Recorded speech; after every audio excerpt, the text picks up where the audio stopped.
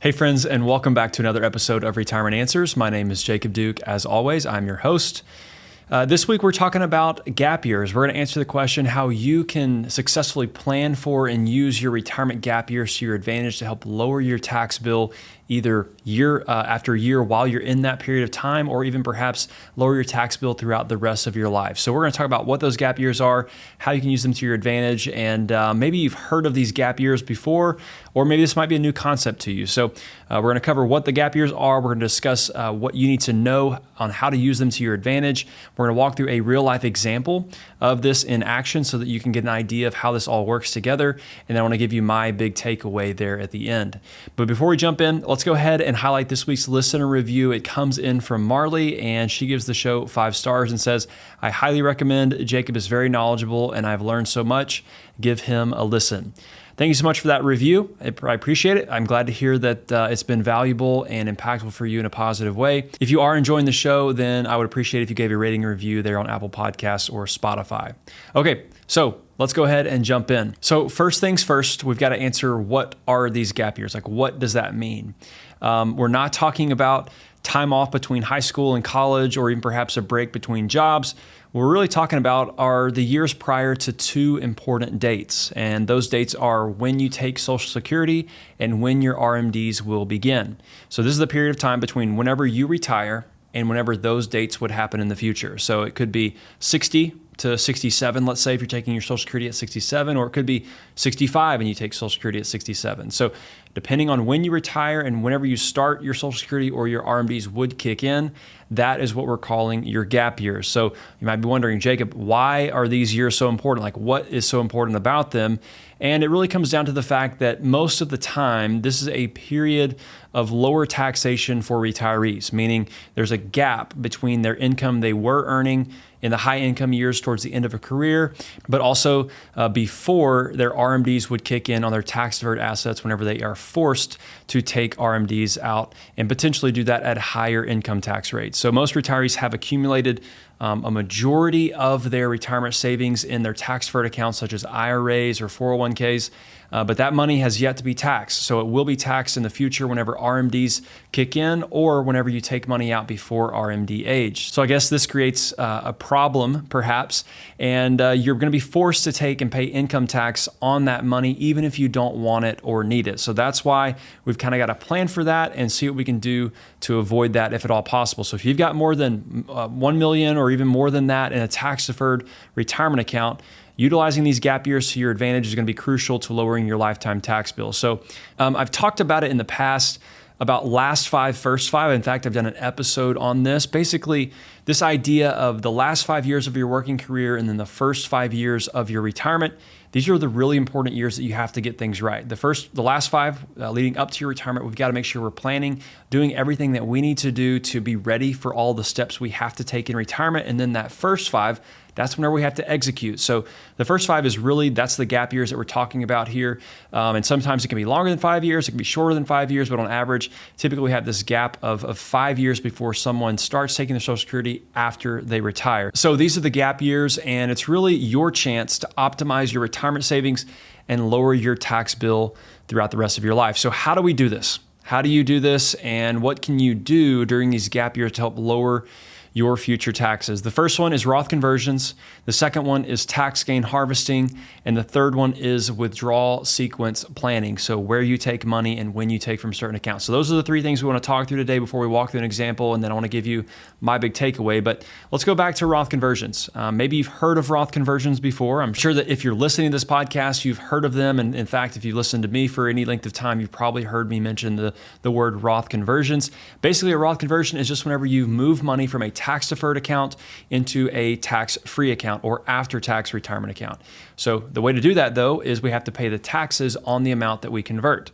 So that's what you can do during your gap years, perhaps at a lower tax bracket. So remember, Roth conversions only make sense if your tax rate is going to be lower right now than it would be in the future. So if you're going to pay a lower tax right now to convert that money to a Roth account, it might be wise to do that, as opposed to if your tax rate's going to be lower in the future, it might not make sense to do Roth conversions right now. And this fits into your gap years because typically this is a gap between that high income period of your later years of career, but then also the RMDs that might kick in the future. So this is a great time to do Roth conversions.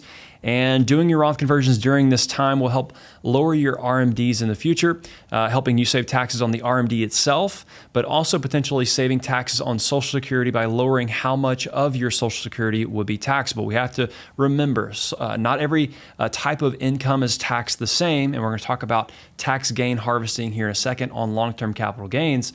But just know that not every dollar is taxed the same. So if you pull money from a Roth, it's taxed at 0% technically. It's not even included on your tax return. If you pull money from a traditional IRA, it's going to be taxed as normal income. If you have Social Security, it's not going to be fully taxable. In fact, at most, 85% of your Social Security could be taxable. And so we have all these different kind of ways of being taxed because of the type of income. So we have to kind of piece all that together and remember these things whenever we're building out our plan. Also, another issue that RMDs present here is potentially increasing your Medicare premiums because your income will be going over those IRMAA income cliffs. So we've got to remember IRMAA, which is basically your income-related monthly adjustment amount for your Medicare premiums. And if you are above certain income levels, looking 2 years in the past, whatever your tax return 2 years ago said, then you could pay an increased premium on your Medicare Part B premiums.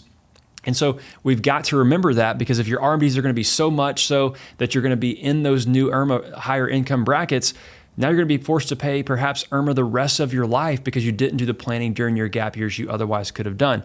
But remember, Roth conversions are not always the best solution for everyone. You should evaluate the benefits of a Roth based on your situation and see if they would be right for you. So Roth conversions are the first way that we can use these gap years to our advantage by saying we're going to shift the income that we would be taking via RMDs in the future out of our tax deferred accounts. We're going to shift that into this window of time where our tax rates are perhaps lower.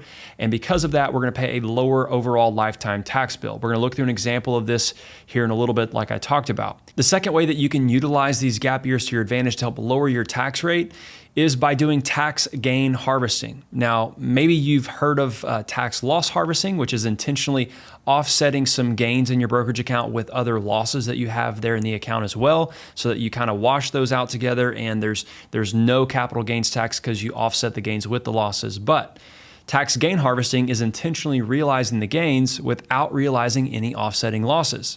Now, you might be thinking to yourself, Jacob, why would I do this? Well, the reason is so that you can pay a 0% tax rate on those gains. And again, you might be saying, well, what? I thought that I always had to pay taxes on my capital gains. And technically you are paying a tax, but you're doing so at the 0% rate. Here's how. There are 3 different long-term capital gain rate tax brackets. The first one is 0%, the next one is 15%, and the next one is 20%. Which rate you end up paying on those capital gains, remember this is a long-term capital gain, not a short-term, but the rate that you would end up paying is dependent on your taxable income. So in 2024, long-term capital gains are taxed at the 0% rate up to a taxable income level of $94,000 married, filing jointly, or $47,000 if you're single. Now, once you are above these limits, your capital gains will be taxed at a 15% rate. Obviously, once you get higher than that, it goes to 20%, but that's well down the road depending on your income. Now, there are some specifics here that I don't want to dive into. I've actually done an episode in the past on tax gain harvesting and how you can use that 0% capital gain bracket to your advantage. I think that was episode 38. So go back and listen to that if you want to learn more about how it actually works and the details of it. But the main thing here is just know that your capital gains actually stack on top of any other income whenever you're trying to figure out which capital gains bracket you fall into. So if you have no other taxable income, you can realize $94,000 of capital gains and pay no taxes here in 2024 if you're married filing jointly. If you have $50,000 of other income, let's say from an IRA distribution or perhaps just normal W-2 income, you can realize $44,000 of capital gains at that 0% rate before you get to that $94,000 level. If you go above that, any capital gains above that $94,000 level would be taxed at 15%. So that's a quick overview of how that works. Remember, go back and listen to the previous episode if you want to learn more. But the idea is that your gap years present this unique opportunity to realize gains at a tax rate that might never be available to you again, because your income in the future might be increasing once you add Social Security into the mix or add RMDs to the mix. And so you're not going to be able to use that 0% capital gain rate perhaps in the future, as opposed to whenever you're in your gap years, you can do that during that time. So if you have large amounts of gains in your brokerage accounts, maybe you bought NVIDIA stock, let's say, that one's one that's going off a lot right now, or maybe you have Apple stock or Amazon, anything that's appreciated over time. Maybe you've had this appreciation in your brokerage account and you're wondering, how am I ever going to sell this or exit these positions without paying a ton of taxes, right? And so this might be your opportunity to do it. So one way to think about this is if you're in your 50s and you're thinking, hey, I'm going to retire here at some point in the next maybe 5 to 10 years, I've got all these brokerage accounts with built up gains in them. Think about the future in terms of your gap years and say, I'm going to wait to sell any gains until the future whenever I have minimal income, and I can do so at that 0% rate. Even through all of this, the 15% long-term capital gain rate is still not bad. It's way lower than your normal income tax rate would be at that same income level. So that's some ways to think about how you can effectively use the gains in your brokerage account and basically turn in your brokerage account into a Roth IRA by doing it this way. So think about that, but use the gap years to your advantage if you have those large brokerage accounts and you're trying to figure out how to exit these positions without paying a ton of taxes on it. Utilizing that 0% capital gain bracket could be beneficial for you. And the final way that you can use your gap years to your advantage is through withdrawal sequence planning. So you can use your gap years to effectively plan out when you take from certain account types. For example, you can do tax gain harvesting, just like I mentioned. You can take your income in the early stages during these gap years of your retirement at a 0% rate because you're pulling money and paying no capital gains tax on those gains. Or you can take money from your tax-deferred accounts for your income during these gap years, which allows you to pull income at a lower tax bracket out of your IRAs or 401ks, but it'll also be lowering your RMDs in the future as well. So I like to kind of call this a spend down strategy. So this is often either done in tandem with partial conversions or smaller conversions, or maybe just no Roth conversions at all because you're taking decent chunks out to live on out of your tax-deferred accounts. But by doing that, you're spending down those accounts, which means your RMDs will be that much lower in the future. So you're intentionally living on your tax-deferred assets in the early stages of retirement, and by doing so, you're reducing those future RMDs. This is typically going to be dependent on how much you have saved in that tax-deferred account, but if done correctly, you can lower those RMDs down to whatever you think you would be needing out of the account anyway, so that your RMD is not greater than whatever you would be distributing once you get to RMD age and beyond anyways. And even better, if you're charitable, you can lower your RMDs down to a certain amount that would be however much you were wanting to give to your church or charity. And once your RMDs kick in, and that's whenever you have to take your distributions, you can start doing qualified charitable distributions in replacement of your RMDs. So just know that there's ways to change how much you're pulling from certain accounts or which accounts you're pulling from during these gap years to help plan out the entire rest of your retirement. So understanding your income needs and kind of your goals throughout your entire retirement, you can use these years to effectively meet those goals and lower your taxes along the way. All of that sounds great, but it's really only theory at this point. So I wanted to share a real life example of this with you to help make more sense of everything. So here's kind of the details of a situation that I'm walking through with a client right now and kind of what their options are. And then we're going to say, hey, how much they're going to be potentially saving over the rest of their life by doing what they're going to do. So they've got $1.4 million total. $50,000 of that is in cash. $175,000 is in brokerage. They have $1.2 million in IRAs, which are tax deferred. They're married filing jointly. Their house is paid off. And they need about $5,000 a month to do what they would like to do in retirement. And they're both currently 63, and they plan to take their Social Security at 67. So we got 4 years before Social Security kicks in. And at 67, their Social Security amount combined would be about $66,000 per year. So that's about how much they need in terms of their living expenses, what they're trying to do. They mentioned, hey, we just don't live an extravagant life. We just like simplicity, and we don't really travel a whole lot, so we don't need a ton of income. So with all of that information, what are their options? Well, They could do tax gain harvesting in the brokerage account at 0% and live on the IRA for whatever else is needed annually. That's one option. They could do a spend down from their IRAs, meaning they're just going to spend all their assets down as far as they can out of the IRAs, but that would only take about $240,000 out of their IRAs over the next 4 years. Remember, they only need $60,000 or so for the next 4 years to live on to meet their normal income needs. And even on top of that, market growth could replace how much they end up taking out over that time period anyway. Or the third option here is they could do Roth conversions prior to their Social Security.